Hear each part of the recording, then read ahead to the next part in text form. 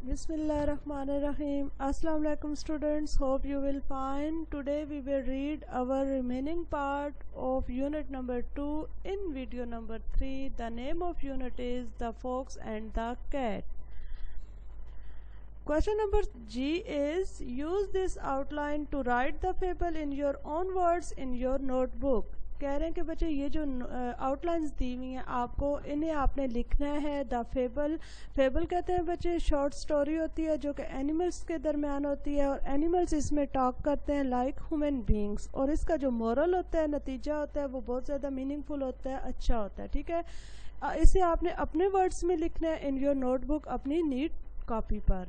The name of the story is The Dog in the Manger. کتا in the manger, ایک کنڈے میں. Manager کسے کہتے ہیں بچے؟ کھرلی کو, کنڈے کو, یا وہ برتن جس میں, وہ جگہ یا برتن جس میں جانور گھاس یا چارہ کھاتے ہوں.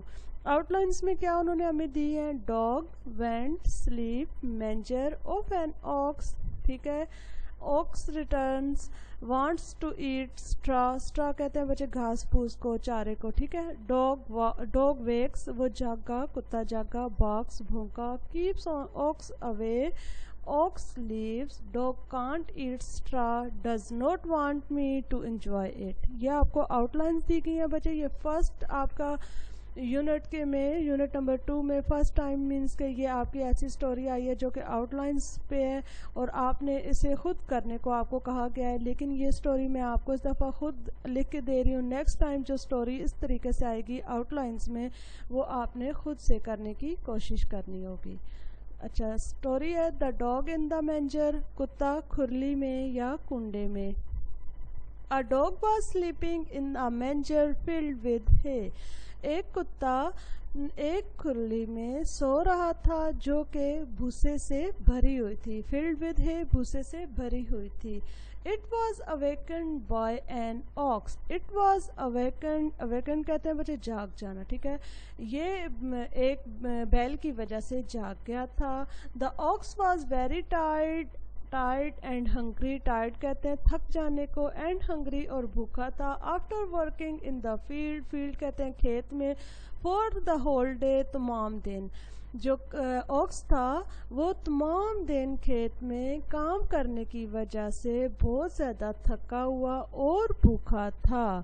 دا dog did not let the ox come near the manger. اب کتا کیا کر رہا تھا کہ وہ اس جو بیل ہے اسے اس کھرلی کے پاس بالکل بھی نہیں آنے دے رہا تھا. اب اس نے کیا کیا؟ And started snarling and barking. اب اس نے سنارلنگ کرنا شروع کر دیا یعنی غرانا شروع کر دیا, اینڈ بارکنگ اور بھونکنا شروع کر دیا.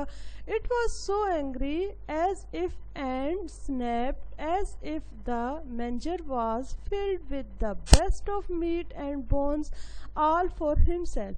کہتے ہیں کہ وہ اتنا زیادہ غصے میں تھا as if and snapped as, اور وہ اتنا مینس کہ وہ لالچ, سنیپڈ کہتے ہیں لالچ یا ہوس میں تھا, اس قسم کی ہوس میں تھا, لالچ میں تھا اور غصے میں تھا کہ جس طریقے سے وہ مینجر جو ہے کھرلی ہے وہ بھری ہوئی ہے دا بیسٹ آف میٹ گوشت سے اور بونس ہڈیوں سے, آل فار ہمسیلف اور وہ سب اس کے لیے ہے, کتے کے اپنے لیے ہے.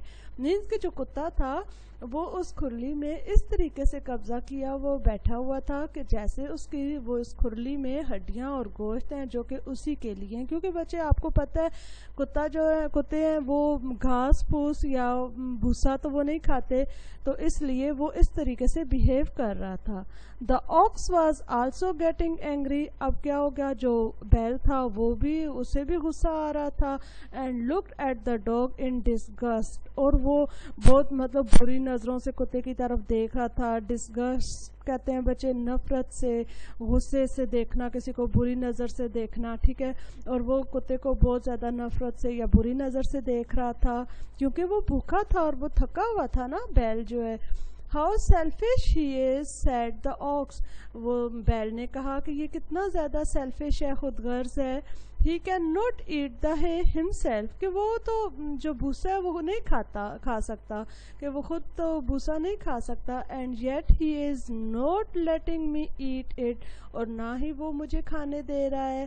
I am starving, میں بھوک سے ہوں, مجھے بہت زیادہ بھوک لگی ہوئی ہے. اب یہ اوکس کہہ رہا ہے, ٹھیک ہے.